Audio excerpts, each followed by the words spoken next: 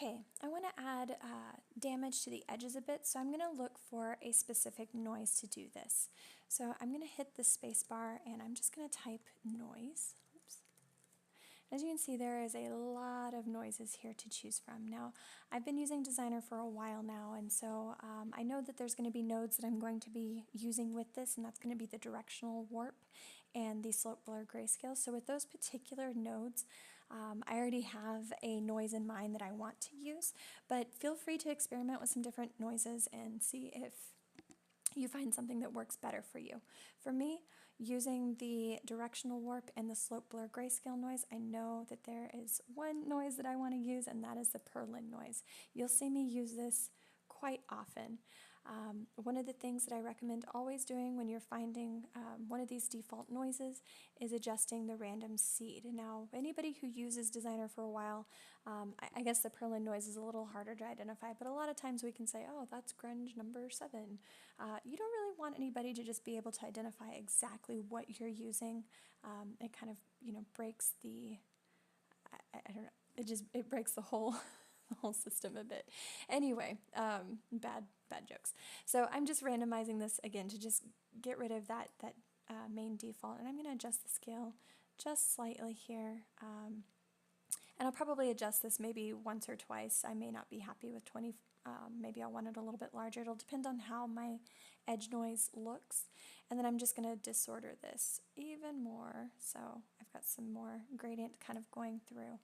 So now that I'm happy with my noise, and I'm happy with it for now, I'll probably just make some edits as I move along.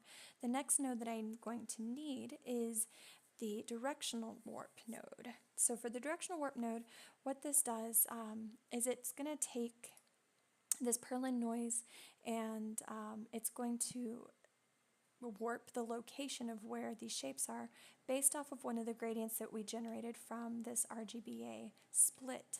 So I'm going to grab the directional warp node. I'm going to hook this up to our input here. Now, really quickly, I want to make note, since I talked about the color nodes earlier, notice that we have a color and a grayscale. This means that it can take a color or a grayscale. It can take either one. And in this case, we want a grayscale, so we're just going to leave it as that. Now, for the actual intensity input, what we're going to put there is one of our gradients that we have kicked out here. Now, for now, I'm just going to probably go in order, but you'll see that I'll pull from this a lot. And because each one is different, it just gives us a little bit more randomization to work with. So I'm just going to pull from the R here and place this here. So here's what we get now. So see, it's kind of warping the location of where this purlin noise is. So I'm just going to bump up the intensity, and it looks like we're capped out at 20. You'll find that this really isn't the case. So I'm actually going to increase the intensity quite a bit here, probably to something like 200 even. And then I'll just adjust this warp angle, again, to give it even more variation. So now these pieces don't look like they perfectly connect with one another. So once I've done that, now I'm ready to add in my actual edge wear, and I will do this using what's called a slope blur grayscale. Now this is one of my favorite nodes when I'm working with any sort of rock or stone or just anything that I know needs to kind of have a little bit more organic looking damage.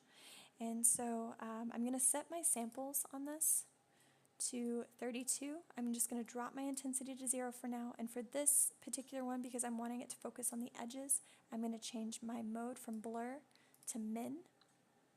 For my slope, this is what's going to drive my slope. I've got all these really nice gradients here, which is why I love using the purlin noise for this.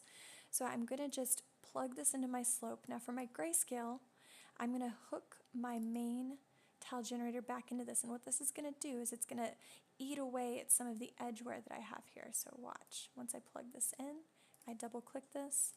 Now we're not seeing anything yet. Let me hook it up to my outputs here so I can see it. So once I come back to my slope blur grayscale and I start increasing that intensity, see, it starts eating away at the edges. Now you don't want to go too far because it, it gets a little messy. So I'm just going to pull this back, and I'm going to keep building on the damage here, so you don't have to go too heavy-handed right away. In fact, this might even still be too heavy-handed, so I'm just going to drop this down to maybe something like this. I think I want to increase my purlin noise size as well. So as I make my size larger, I get larger damage. So let me increase that intensity again. So now that I've got that, and I might come back and adjust this later, I've got some, some artifacting that's happening in some areas here that I don't really want. So with my slope blur grayscale clicked, selected, my goodness, I'm sorry. So with my slope blur grayscale selected, I'm going to hit the space bar and I'm going to just blur this a little bit using a blur high quality grayscale. Now that is way too intense, so I'm going to just drop this to 0, but I'm going to bump up my quality all the way to 1. And I'm just going to blur this slightly to kind of get rid of some of that artifacting. Now this did soften up my rocks a little bit. I'm not too worried about it right now. I can make adjustments for that later. Now again, if I'm still not happy with this, I can always adjust the scale of my purlin noise and then increase the intensity here, depending on how I want that to chip away. And actually, I kind of like that a little bit better. Kind of.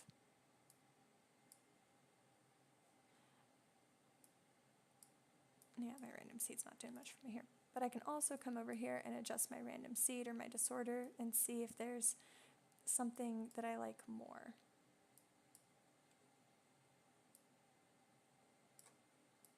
Yeah, not enough of them are getting hit now. So let's see. Let's go back to that slope blur grayscale. Let's adjust the intensity here. Let's make this a little larger again. So I'm just kind of playing around with things, seeing what I like, seeing what I don't like. Oh, I want my slope blur, so let me pull this back again. Because I know that I'm going to add in even more damage. So for now, I think I'm happy with this. So play around with it, try out some different noises, see what you like, adjust, you can even go through and continue to adjust the angle. So what's beautiful about Substance Designer is just even the slightest change, actually I like that a lot more, gives you a new result. So we're going to move on to the next video. And with that, we're going to be doing some of the gradient blendings to add in a little bit more height for our stones.